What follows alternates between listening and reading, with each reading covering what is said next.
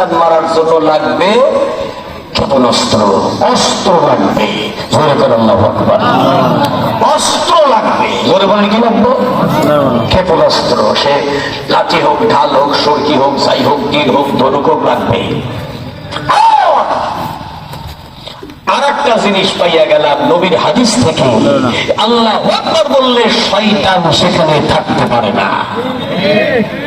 তাহলে এই আল্লাহু আকবার বলতে হবে, আর হাতেও মাল থাকতে হবে। জোরে বলবেন না সুবহানাল্লাহ? খতিব সাহেব সবাই নবগঞ্জ মসজিদের খতিব সাহেব বলতেছে, হুজুর 2 দিন পরে মন্ডল সাহেব এসে বলে, হুজুর সমাধান দেন। বলে সমাধান আছে, লাগবে জিনিস 2টা। পড়ছে বলে কয়টা? ওদের ভাষায় যা দিয়া মায়ের হয় ওইটার নাম কসর। কথা কয়টা? যা দিয়া মায়ের হয় তার নাম কি? কসর। এই যে গরু রাখার জন্য, গরুকে মারার জন্য একটা লাঠি আছে না, এটা কি কয়? ওরা কয় কসর। আর আল্লাহু আকবার এটা হলো ওদের বচন।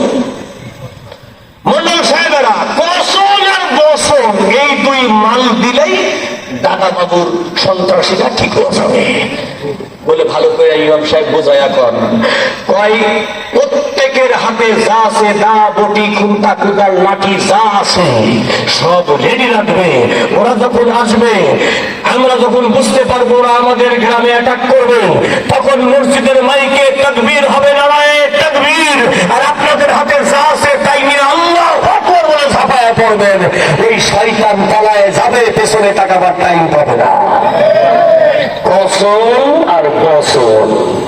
বচন হলো আল্লাহু আকবার, বচন হলো, আর কসম হলো লাঠি। সুবহানাল্লাহ বলবেন না? এবার ঠিক মোটামুটি সপ্তাহ 2 দিন পরে এই মাল জয় শ্রীরাম বলে আইসা অন্তত মুসলমানদের গ্রামের মধ্যে ঢুইকা গোয়ালের গরু খুলে নিয়ে যাইতেছে, ধান পান সব লুট করে নিয়ে যাইতেছে। এবার মসজিদের মুয়াজ্জিন যথা হুকুম মোতাবেক মাইকে শুরু করছে, নারায়ে চতুর্দিকের মহল্লা গ্রামবাসী, নারী, পুরুষ, যুবক, বৃদ্ধ নির্বিশেষে যা বটি, খুন্তা, কুদাল হাতে যা আছে তাই নিয়ে কয় আল্লাহু আকবার। চতুর্দিক থেকে আল্লাহু আকবার বলে যখন ছাপাইয়া পড়ছে, তখন ওরা বলতেছে রাম রাম রাম। এ কেমন হলো কাম?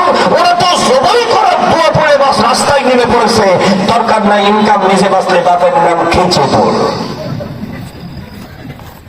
বলছে হুজুর আমরা যখন আল্লাহু আকবার বলে ঝাঁপাই পড়লাম, তখন ওরা বলতেছে ওরে আল্লাহ, এই মুসলমানরা সবাই করার দোয়া পড়ে নামছে। আল্লাহু আকবার কিসের দোয়া? কথা কয় না।